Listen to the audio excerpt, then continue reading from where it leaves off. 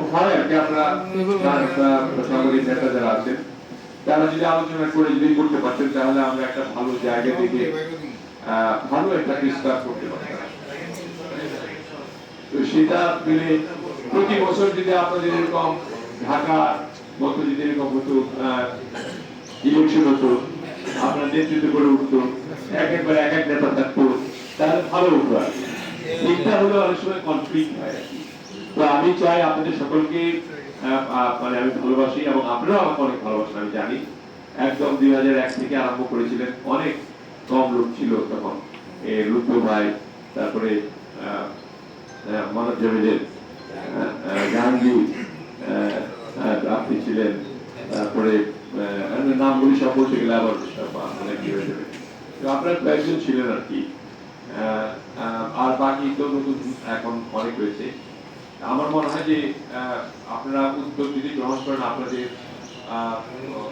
উন্নয়নের জন্য, সাংবাদিকদের উন্নয়নের জন্য কোনো কিছু করার জন্য, সেটা আমার জন্য করা খুবই সহজ।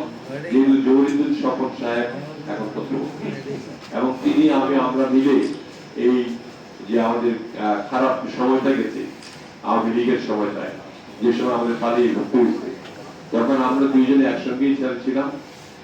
তিনি আমার পাশের রুম থেকে, আমরা যেখানে পালিয়েছিলাম সেখান থেকে তিনি অ্যারেস্ট হয়েছিলেন। আমি পুরো মধ্যে বেঁচে গেছিলাম, তো পরবর্তীতে উনি বেঁচে গেছিলাম, আমি ধরা পড়েছিলাম।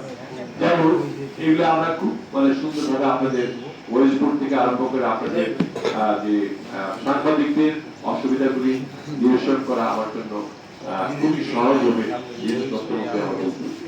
আপনাদের সকলকে অনেক ধন্যবাদ জানাই আজকে, আপনারা সময় দিয়েছেন অনেক। আমার সময় কম থাকার কারণে আপনাদের মন ভরে উত্তর দিতে পারলাম না, আমি দুঃখিত।